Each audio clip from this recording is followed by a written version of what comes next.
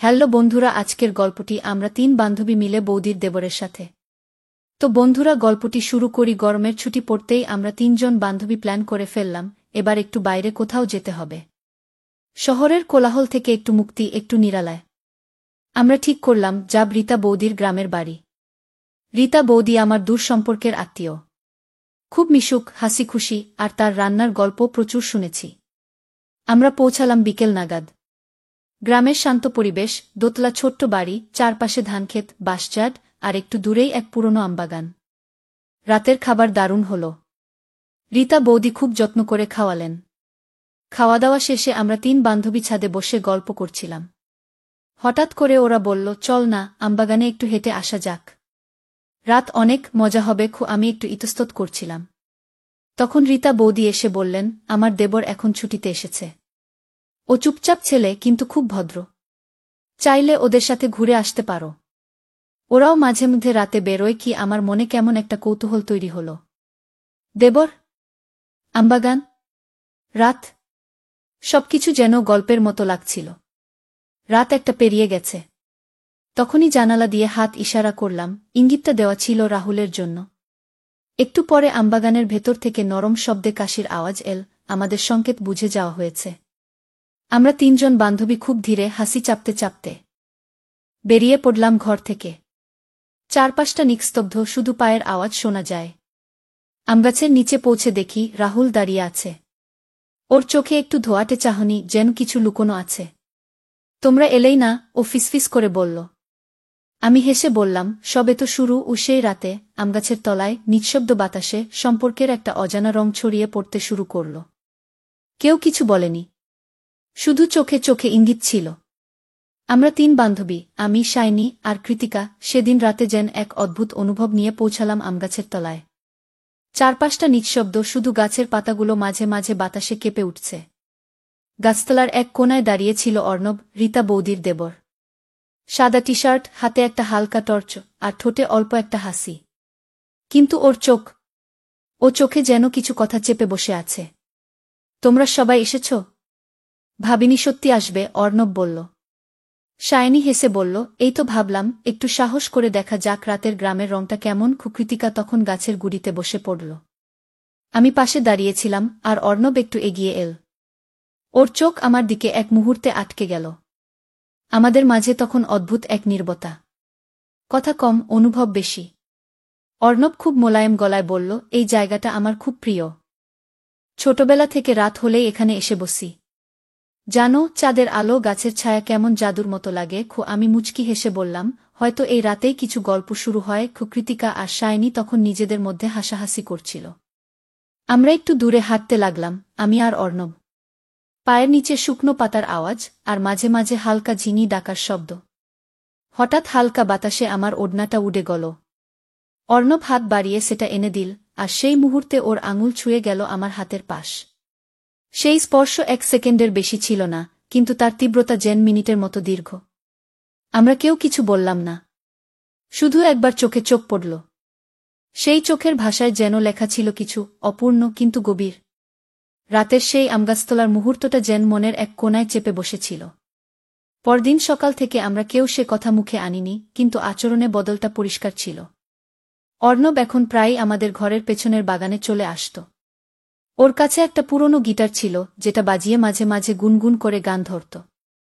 আমি বই হাতে ছাদে বসে থাকতাম, কিন্তু মনটা থাকত নিচের সুরে। কখন যে পাতা ওল্টানো বন্ধ হয়ে যেত বুঝতাম না। কখনো হঠাৎ করে ওর চোখ আমার দিকে উঠত, সেই চোখে প্রশ্ন থাকত না, শুধু একরকম নিশ্চয়তা। একদিন সন্ধ্যায় বৃষ্টি পড়ছিল। ছাদে একা দাঁড়িয়েছিলাম, হঠাৎ পিছন থেকে অর্ণব এসে ছাতাটা আমার মাথার উপর ধরল। ভিজে গেলে তুমি তো অসুস্থ হয়ে পড়বে, ও বলল। আমি হেসে বললাম, আর তুমি? তোমার মাথা ভিজছে না, সেটাই তো আমার দরকার। ও একটা হালকা হাসি, কিন্তু ভেতরে যেন ঢেউ। ওর চোখে তখন একরকম স্থিরতা, আর আমার মনে একরকম আলোড়ন। সেই রাতের গল্প রাত বাড়ে, আড্ডা জমে। রীতা বৌদি আমাদের ৪ জনকে নিয়ে বসেন গল্প করতে। আমরা মশা তাড়ানোর অজুহাতে বাইরে বেরিয়ে যাই। সেদিন অর্ণব পাশে বসে চুপচাপ ছিল। আমি জিজ্ঞেস করলাম, কি ব্যাপার, এত চুপ কেন? ও ধীরে বলল, জানি না, তোমার সাথে কিছু কিছু মুহূর্তে কথা না বলেও সব বলা হয়ে যায় যেন আমার বুকের ভেতরটা কেমন কেঁপে উঠল। এত সোজাভাবে কেউ কখনো আমাকে অনুভব করেনি। আমি কিছু বলিনি, শুধু পাশে একটু কাছে গিয়ে বসে পড়লাম। একটা পাতা ওডে এসে ওর গালে লাগে। আমি বাড়িয়ে দিয়ে সেটা সরিয়ে দিলাম। আমার আঙুল ওর মুখ ছুঁয়ে গেল। চোখে চোখ, নিঃশব্দ, কিন্তু অনুভবে যেন গর্জন। রীতা বৌদির গ্রামের বাড়িটা যেন আমাদের চারজনের এক স্বপ্নের ঠিকানা হয়ে উঠল। সকালটা কাটত হাসিম যায়, দুপুরটা গল্পে, আর সন্ধ্যা নামলেই এক অদ্ভুত উত্তেজনা ছেয়ে যেত আমাদের মন জুড়ে। সেই রাতটাও ছিল অন্যরকম। আমরা চারজন, আমি, আমার দুই বান্ধবী শাইনি ও কৃতিকা, আর অর্ণব, একসাথে বসেছিলাম উঠানে। পেছনের আমগাছটা আলোধারিতে ছায়া ফেলে রেখেছিল। চারপাশে কেমন এক রহস্যময় নিস্তব্ধতা। হালকা বাতাসে পাতাগুলো নড়ছিল, আর আমাদের কথাবার্তা যেন মিশে যাচ্ছিল সেই শব্দে। হঠাৎ শ্রুতি বলল, তোমরা টের পাচ্ছ না? রাত যত বাড়ছে কেউ কেউ একে অপরের দিকে একটু বেশিই তাকাচ্ছে। আমরা সবাই হেসে উঠলাম। মেহুলি বলল, চল এবার ভিতরে যাই, রীতা বৌদি হয়তো ডাকবে। ওরা দুজন চলে গেল, কিন্তু আমি আর অর্ণব থেকে গেলাম আমগাছের নিচে আলোছায়ে মুখ ঢেকে। আমি জানতাম ও কিছু একটা বলতে চাইছে। তুমি যদি চুপচাপ থেকেও আমার পাশে থাকো, তাতেই অনেক কিছু বদলে যায়, ও ধীরে বলল। আমি মুখ ফিরিয়ে ওর দিকে তাকালাম। আলো ছিল না, কিন্তু চোখে চোখ পড়তেই যেন চারপাশ জ্বলে উঠল। আর কিছু বলা লাগল না। আমি ওর পাশে এসে একটু বসে বললাম, সবকিছু বুঝতে হলে শব্দ দরকার হয় না, তাই তো? ও মাথা নাড়ল। হঠাৎ ওর হাতটা আমার হাতের কাছাকাছি এল, কিন্তু ছোঁয়নি, কেবল অনুভব ছিল। আমি একচুল এগিয়ে হাত রাখলাম ওর হাতের উপর। কোনো শব্দ নেই, কোনো চুম্বন নেই, তবুও যেন সম্পর্কের এক নতুন মোড় ঘুরে দাঁড়াল। গভীর রাত, জোনাকির আলো, আর আমরা দুই আত্মা এক নিঃশব্দ অনুভবে জড়ানো। ওর হাতের ছোঁয়া যেন শরীর নয়, মন ছুঁয়ে গেল। আমগাছের নিচে বসে থাকাটা ধীরে ধীরে এক গভীর মুহূর্তে পরিণত হচ্ছিল। চারপাশটা এতটাই নিঃশব্দ যেন পুরো জগৎ ঘুমিয়ে পড়েছে, শুধু আমরা দুজন জেগে আছি, আর আমাদের মাঝে ভাষাহীন কথোপকথন চলছে। অর্ণব হালকা গলায় বলল, এই রাতটা থেমে থাকুক, ঠিক এরকম গে। আমি ধীরে বললাম, সব সময় এমন রাত হয় না। ওর চোখে সেই চেনা আকর্ষণ, কিন্তু তার মধ্যে একরকম সংযম, একরকম যত্ন ছিল। আমি কোনো কথা না বলে মাথা নামিয়ে ওর কাঁধে হেলান দিলাম। কতক্ষণ এভাবে ছিলাম জানি না। জোনাকি পোকাগুলোর আলো, দূরের বাঁশবনের হালকা আওয়াজ, আর মাঝে মাঝে পাখির ডাক, সব মিলে যেন রাতটাকে আরও বেশি অনুভবী করে তুলেছিল। একসময় ও ধীরে আমার চুলের গা বেয়ে হাত চালাল, আর ফিসফিস করে বলল, তোমার কাছাকাছি আসলেই সব কিছু সহজ মনে হয়। আমি চোখ বন্ধ করলাম।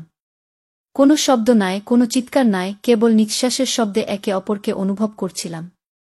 আমাদের মাঝে কোনো তাড়া ছিল না, কোনো দাবি নয়, শুধু একসাথে থাকার এক চুপচাপ সৌন্দর্য।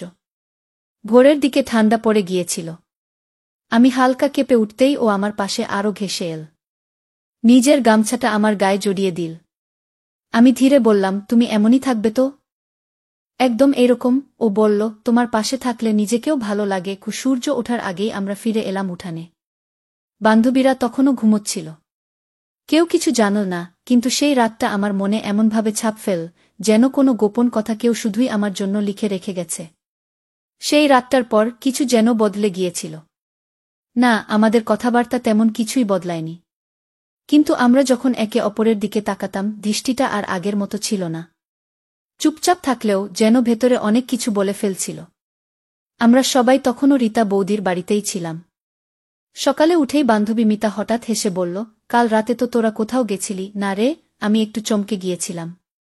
না তো, কোথায় যাব? ঘুম ভাঙার সময় দেখলাম তুই আর অর্ণব ছিলি না। ভাবলাম বোধহয় কোথাও গেছিলে। আমি কিছু বললাম না।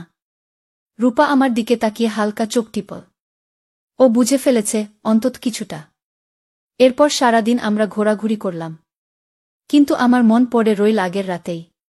অর্ণব খুব স্বাভাবিক ছিল, কিন্তু আমি জানতাম ওর ভিতরেও কিছু একটা জেগে উঠেছে। রাতে ও আবার কাছে এল, কিন্তু এবার আর সেই নির্জনতা ছিল না। বান্ধবীরা পাশেই ঘুমোচ্ছিল, আমি ঘরের এক পাশে বসেছিলাম। অর্ণব এক কাপ চা এনে দিল। ঘুমাসনি এখনো? তুমিও তো না গে। সব ঠিক আছে তো? ওর চোখে চিন্তা। আমি মাথা নাড়লাম, সব ঠিক, শুধু একটু গুলিয়ে যাচ্ছে। ও আস্তে আস্তে বলল, আগের রাতটা ভুলে যাব? আমি চোখ তুলে ওর দিকে তাকালাম। ভুলতে চাই? চাই না কি? তাহলে প্রশ্ন করো না কি? চুপচাপ আমরা বসে থাকলাম। জানলার বাইরে জোছনা পড়ছে। দূরে কুকুরের ডাক, রাতের হাওয়ায় আম পাতার শব্দ, সব মিলিয়ে আবার একটা অনুভব তৈরি হচ্ছিল। কিন্তু এবার আমরা জানতাম প্রতিবারই এমন রাত আসবে না। রাতের সেই নীরব মুহূর্তগুলো ভোর হলে আবার যেন অদৃশ্য হয়ে যায়। সকালে ঘুম থেকে উঠে সবাই ব্যস্ত হয়ে পড়ে নিজেদের মতো করে।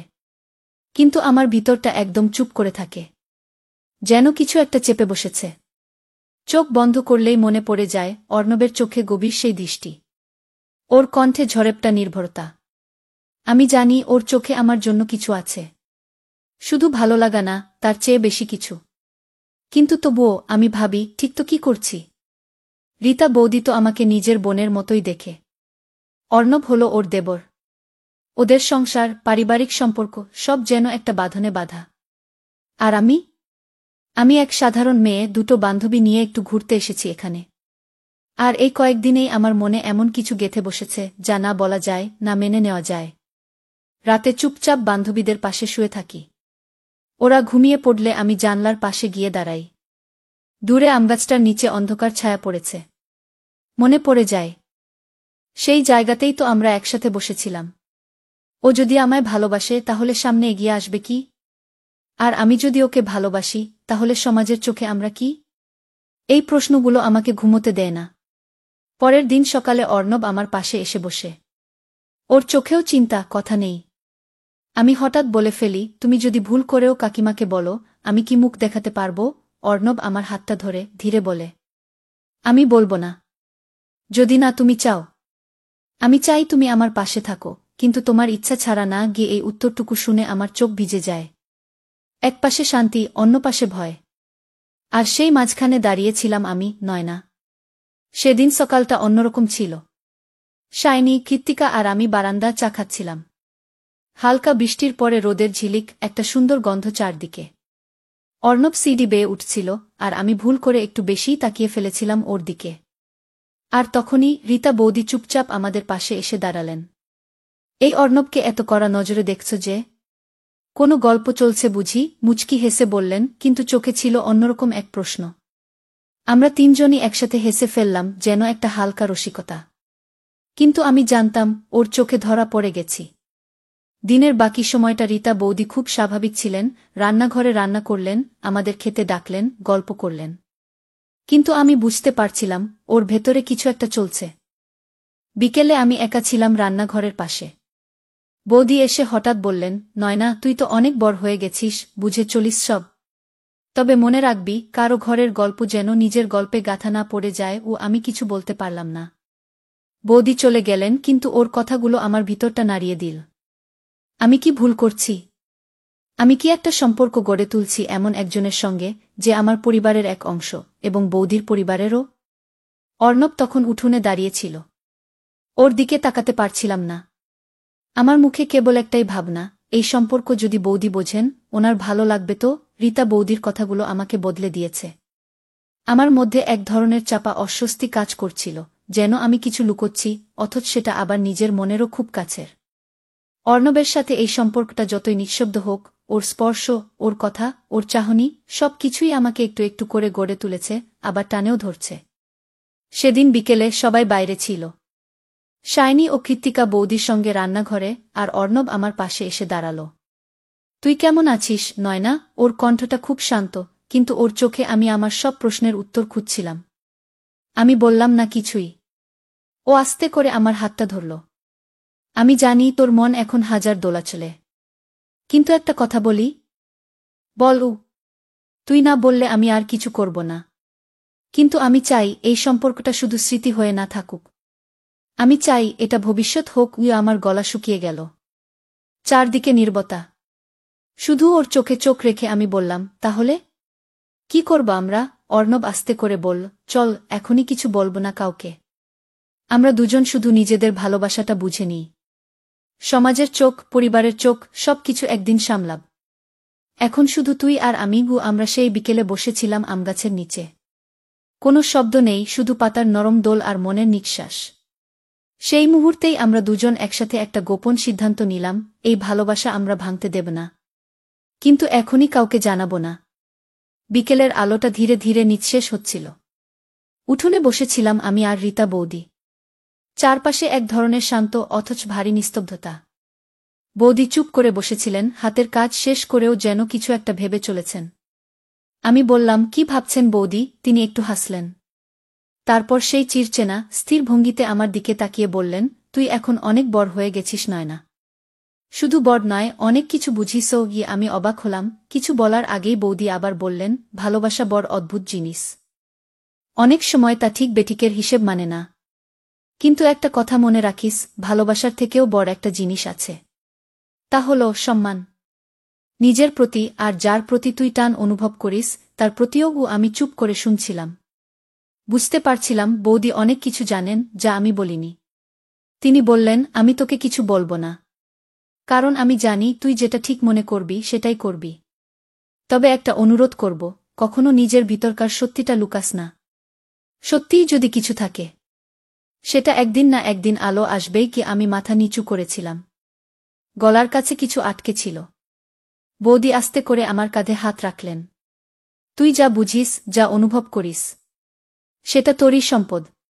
তবে তা যেন কারো মনে আঘাত না দেয়, এইটুকু খেয়াল রাখিস।